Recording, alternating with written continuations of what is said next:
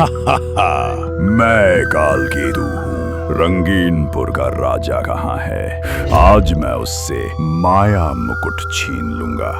अगर मैं वो मुकुट पहनूंगा तो जल, वायु और अग्नि मेरे दास हो जाएंगे।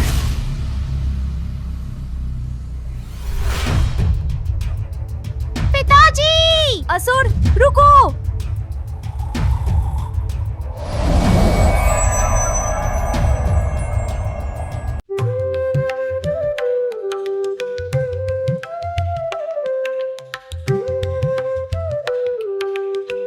क्या टूनी, आज तुम इतनी जो क्यों हो?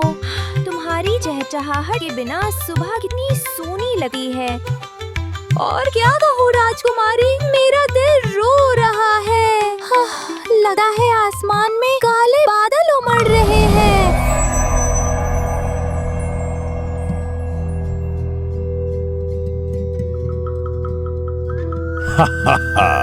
मैं कालकेतु हूँ। रंगीनपुर का राजा कहाँ है? आज मैं उससे माया मुकुट छीन लूंगा। अगर मैं वो मुकुट पहनूंगा तो जल, वायु और अग्नि मेरे दास हो जाएंगे।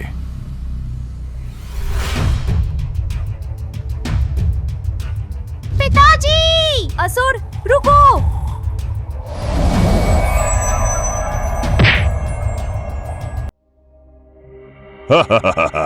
अब तुम क्या करोगी राजकुमारी?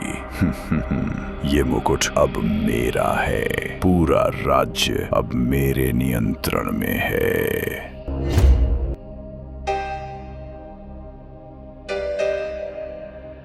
राजकुमारी, हम सब खत्म हो गए हैं।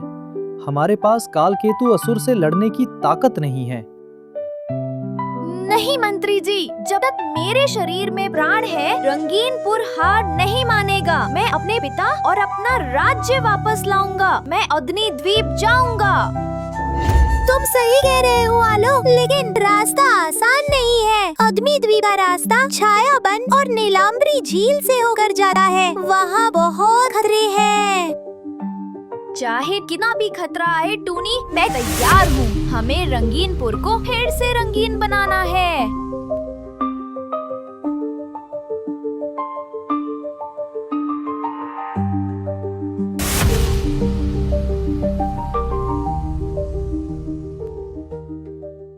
तुम कौन हो?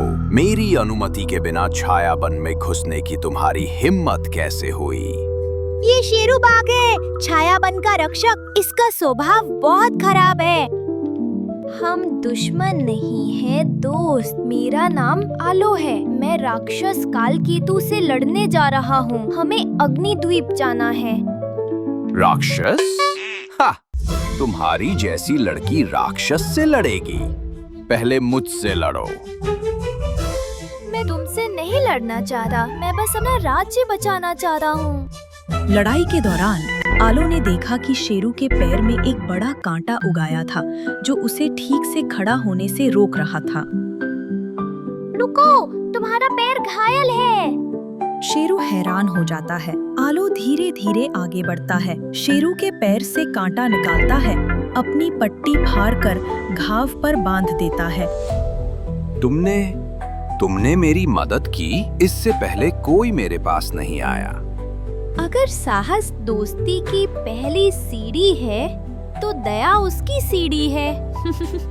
क्या अब हम दोस्त बन सकते हैं? तुम बहादुर ही नहीं, दयालु भी हो। मैं तुम्हारे साथ चलूंगा। कालकेतु मेरे इस जंगल को भी नष्ट कर रहा है।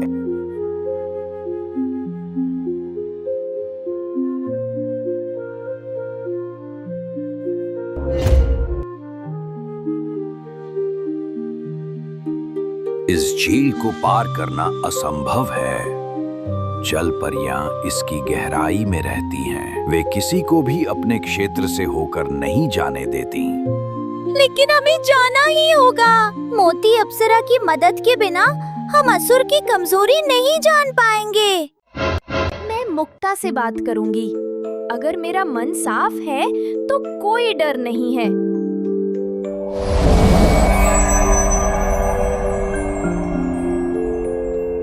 तुम कौन हो बेटी? मैं तुम्हारी गीत की धुन सुनकर जाग गई। तुम क्या चाहती हो? मैं राजकुमारी आलो हूँ। राक्षस कालकेतु ने हमारा राज्य नष्ट कर दिया है। हम उसे हराना चाहते हैं। क्या तुम उसकी कमजोरी जानती हो? कालकेतु माया मुकुट की शक्ति से लगभग अजेय है। तलवारें या शक्ति उसे हरा नहीं सकती। उसकी कमजोरी शुद्ध राग है। केवल निस्वार्थ मित्रता के बंधन से उत्पन्न सुरीले गीत ही उसकी जादुई शक्ति को कमजोर कर सकते हैं। गाओ, हम यहाँ लड़ने आए हैं या गाने? चुप रहो बाघा। बुद्धिमान अप्सरा जो कह रही है उसके पीछे जरूर कोई कारण होगा। जाओ बहादुर लड़की, तुम्हारी संयुक्त शक्ति ही तुम्हारा सबसे बड़ा हथियार है। मेरा आशीर्वाद तुम्हारे साथ है।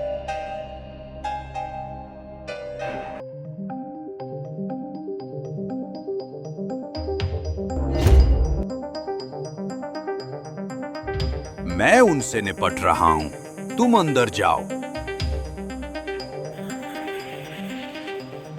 तो तुम आ गए। क्या तुम्हें लगा था कि तुम मुझे हरा सकते हो? मेरी ताकत देखो। टुनी, क्या तुम्हें मुक्ता अप्सरा की कहानी याद है? हमें साथ मिलकर गाना होगा। इस हालत में गाना? मैं तो बस दहाड़ ही सकता हूँ। कोशिश करो बाघा, रंगीनपुर के लिए।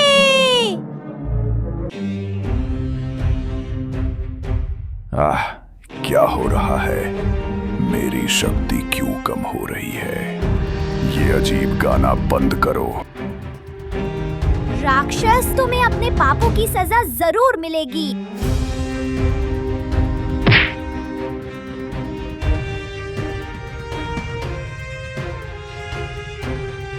मेरी बहादुर बेटी, आज तुमने साबित कर दिया कि तुम ही इस राज्य की सच्ची रक्षक हो। तो समझ गए दोस्तों, असली जादू किसी मुकुट में नहीं होता। असली जादू दोस्ती, साहस और प्रेम में होता है।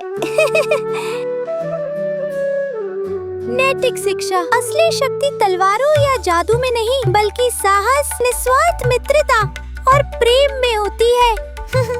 जब दोस्त साथ होते हैं तो कोई भी राक्षस उन्हें हरा नहीं सकता।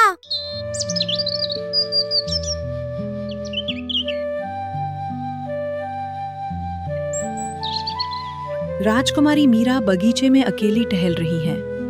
अचानक एक चमकीली तितली उनके सामने आ जाती है। जब वो तितली का पीछा करती हैं, तो उन्हें एक पुराने पेड़ के बिल में एक चमकीला पत्थर दिखाई देता है।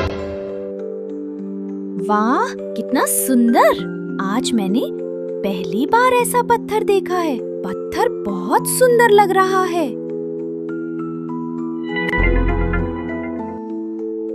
आखिरकार आप आ ही गईं राजकुमारी। मैं आपका इंतजार कर रहा था। ये पत्थर आपको जादुई साम्राज्य में ले जाएगा। आप कौन है और आप मेरा इंतजार क्यों कर रही है? अगर हाँ, तो वो तितली मुझे आपके पास ले आई। मैं इस साम्राज्य का प्रवेश द्वार हूँ। आपको ही जादुई साम्राज्य की रक्षा करनी है और आप जादुई साम्राज्य की रक्षा जरूर कर पाएंगे।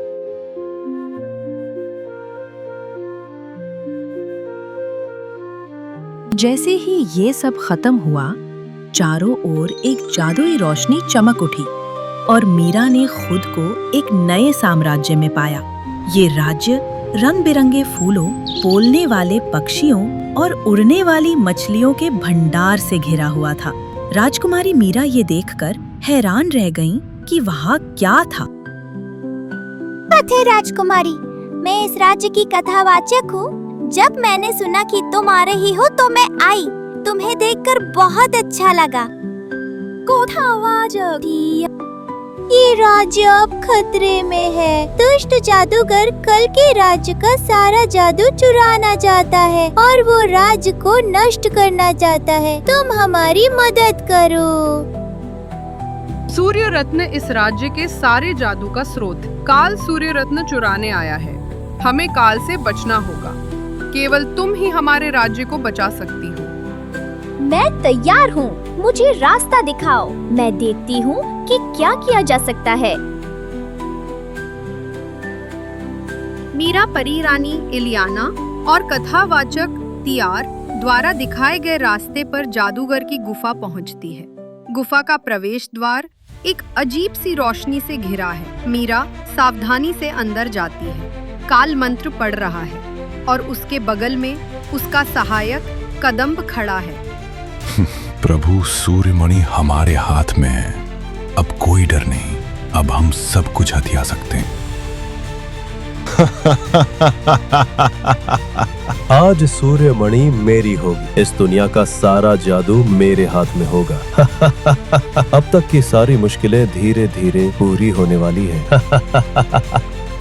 रुको, तुम यहाँ क्या कर रहे हो? तुम कुछ गलत कर रहे हो, यहाँ से चले जाओ। तुम कौन हो? इस राज का एक आम आदमी यहाँ क्या कर रहा है? और तुम एक आम आदमी होकर मुझे यहाँ से जाने के लिए कह रही हो?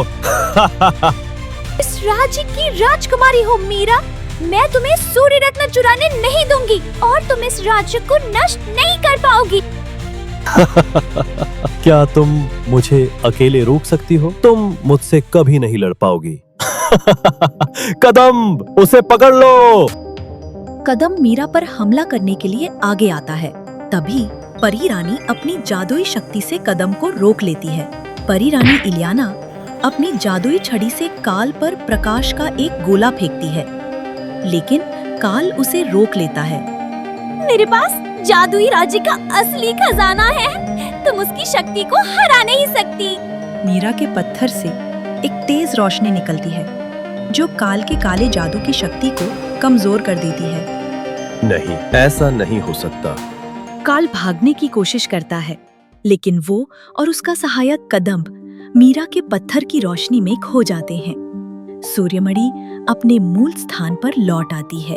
जादुई साम्राज्य में शांति लौट आई है। सभी पक्षी, फूल और सभी जीवित प्राणी खुशी मना रहे हैं। परी रानी इलियाना और कथावाचक टिया मीरा के पास आती हैं। राजकुमारी मीरा, आपने हमारे राज्य को बचाया। हम आपके साहस और बुद्धिमत्ता के लिए सदा आभारी रहेंगे। आप हमारे राज्य की सच्ची रक्षक हैं। आज से आप हमारे राज्य की सच्ची राजकुमारी हैं। मीरा के हाथ में पत्थर फिर से चमक उठता है। फिर मीरा पत्थर की जादुई शक्ति की मदद से अपने बगीचे में लौट आती है। प्राचीन वृक्ष उसे देखकर धीरे से मुस्कुराता है। तो ये कोई सपना नहीं था। वो अपने हाथ में पत्थर को देखती है। वो अब एक चमकती हुई तितली में बदल गया है। तितली एक बार उसके चारों ओर उड़ती है और प्राचीन वृक्ष के बिल में वापस आ जाती है। मीरा मुस्कुराती है।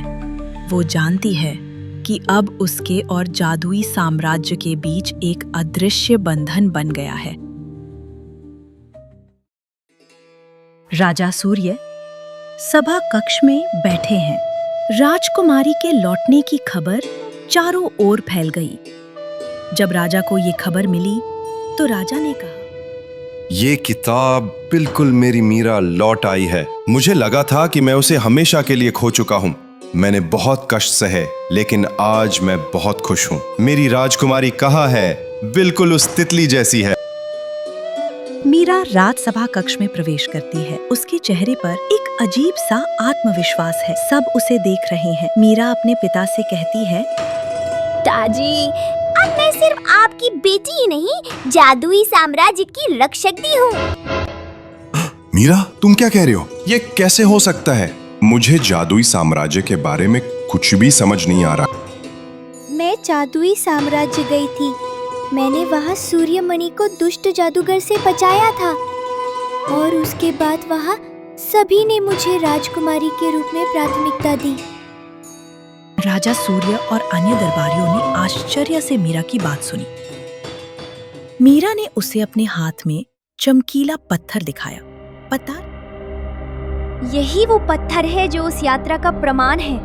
इसी पत्थर की मदद से मैंने उस दुष्ट जादूगर को वश में किया था और उसे जादू के साम्राज्य से बाहर निकाला था।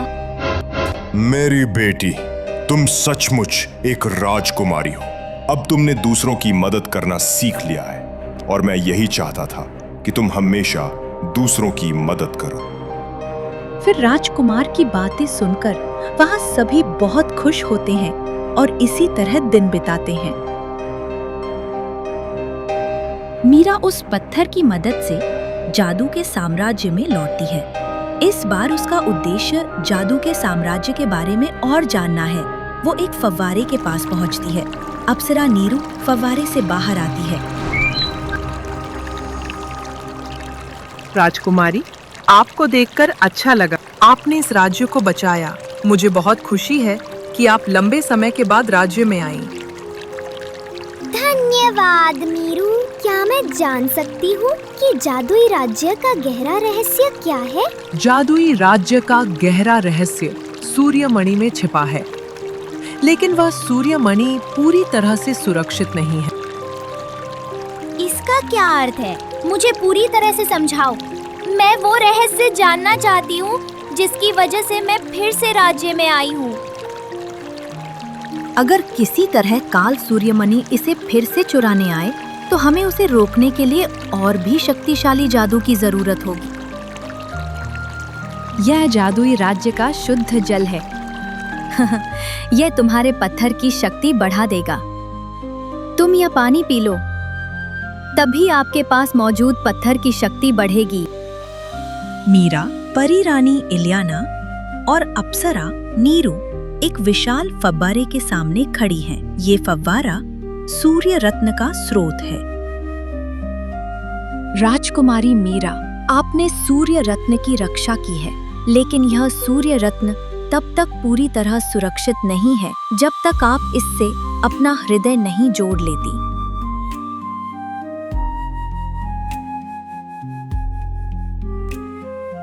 मुझे क्या करना चाहिए?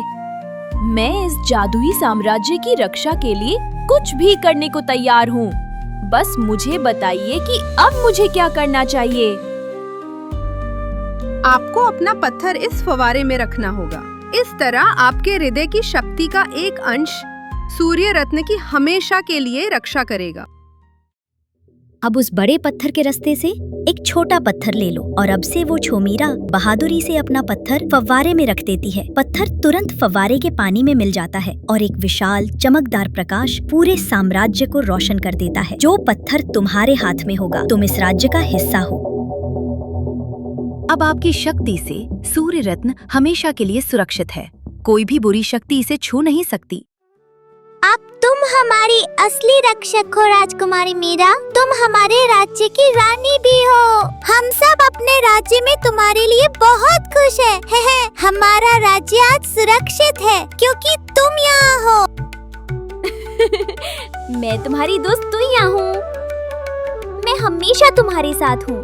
जब भी कोई खतरा या जरूरत होगी, मैं वापस आऊंगी। अचानक मीरा के सामने एक नया पत्थर का रास्ता बनता है। यह पत्थर का रास्ता उसका अपना है, जो जादुई साम्राज्य के साथ उसके रिश्ते का प्रतीक है। इस बड़े पत्थर के रास्ते से एक छोटा पत्थर ले लो और अब से वो छोटा पत्थर तुम्हारे हाथ में होगा। तुम इस राज्य का हिस्सा हो।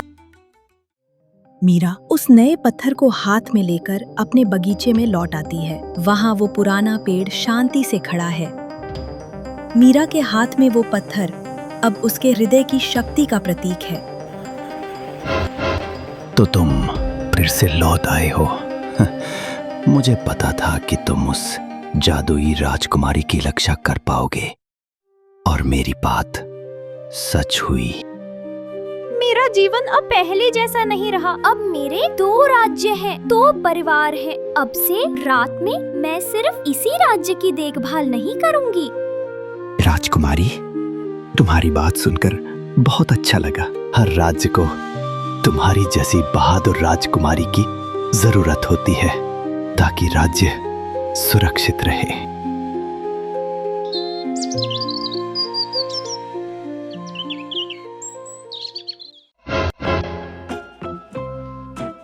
मीरा, तुम कहाँ थी? मुझे लगता है तुम फिर से उस जादुई राजा के पास गई हो, है ना? मुझे पता है, मेरी राजकुमारी का जीवन अब बहुत बड़ा हो गया है। तुम ना सिर्फ इस राज्य की राजकुमारी हो, बल्कि एक और जादुई राज्य की राजकुमारी भी हो। हाँ पिताजी, आप बिल्कुल सही कह रहे हैं। मैं अपने दूसरे राज्य में थी, मेरे लिए वहाँ जाना जरूरी था, इसलिए मैं आपको बता नहीं पाई। मुझे माफ करना पिताजी।